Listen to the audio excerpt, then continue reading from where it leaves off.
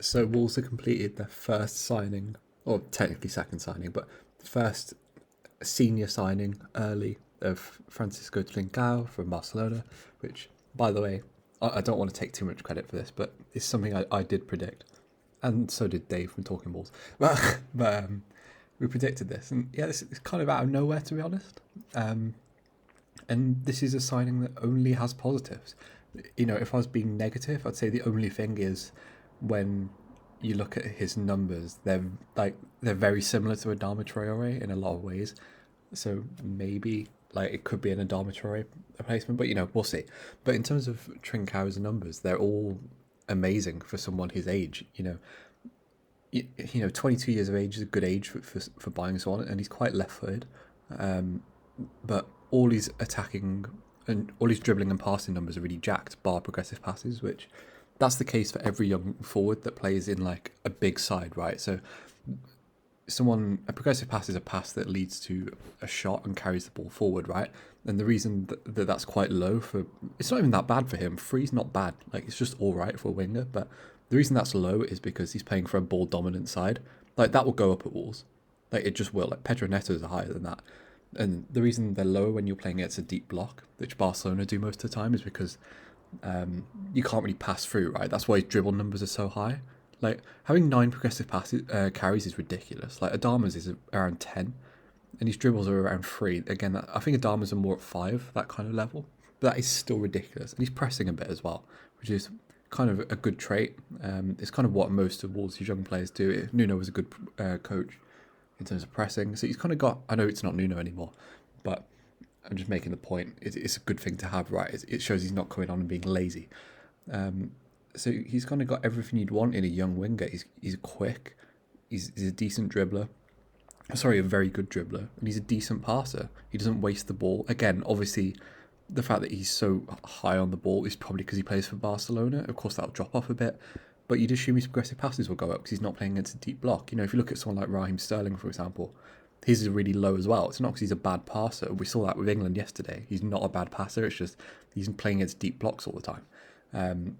So, look, and when you think about this signing, right, I know 25 million sounds like a lot, but when you consider how desperate our fans are to sign Vitinha on a permanent, this guy's proven more in his career, not just at Barcelona, because obviously it's in very limited minutes, which of course helps him.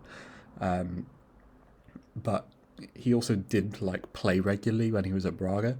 This is something Vitinha's never done. They're basically the same age, and he's a bit more expensive, but it's on a loan again. If he's terrible, we can just send him off. It's a low risk signing, and with Wolves' finances right now, this is the sort of signing we need. It's good business by Fosun again, just like Ait Nuri. And we're a week or two into the transfer window. Pre-season's starting soon, and we've already got basically 3 signings wrapped up. That's pretty unusual for Wolves. It's not really what we do. It showed, some people were moaning about George Mendes. It shows that George Mendes isn't finished with Wolves.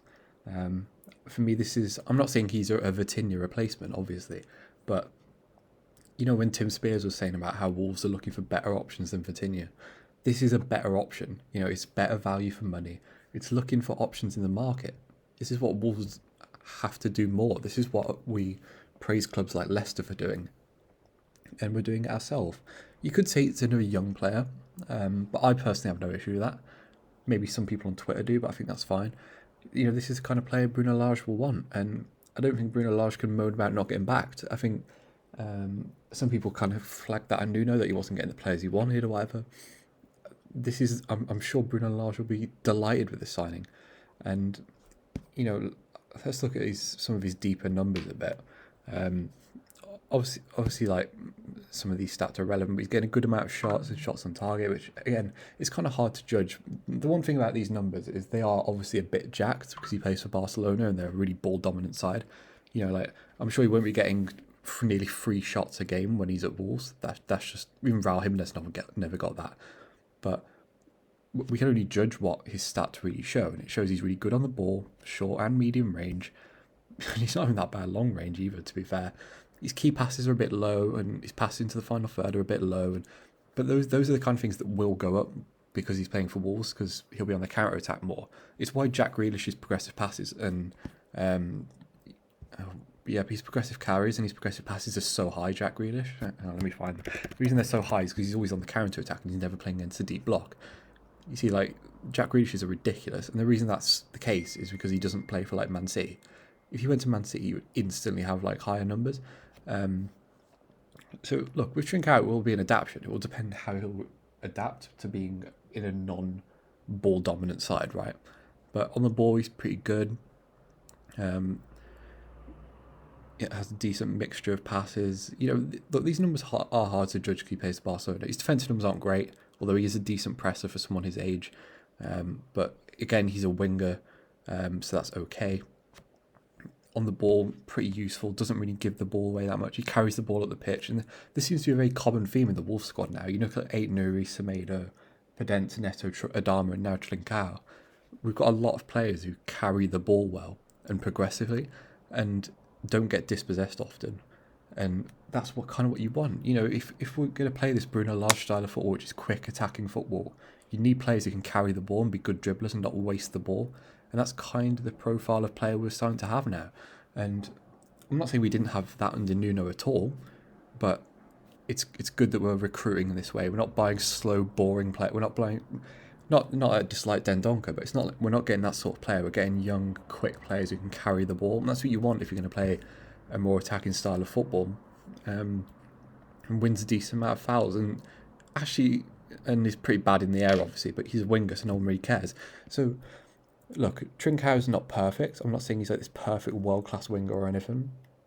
If anything, he's still got a lot of things to work on, and it'll be interesting to see how he adapts from coming on in the last 20 minutes against tired teams that have been worn out by Lionel Messi to starting every week. That could work out. That could drop all his numbers, and he could not be used to it and struggle, or it could help him, and he could really thrive and take that starting spot and tear up the Premier League. It's one of those where it'll be interesting to see how it works out. But all the underlying numbers and all the data and his age suggests that he's ready to take that next step. And obviously, he's been linked with Wolves before. He was linked with Leicester quite heavily, which, you know, for me, if we're signing a player that Leicester wanted, that gives me a bit of confidence. It's a good price. It's the right age. It's the right sort of player.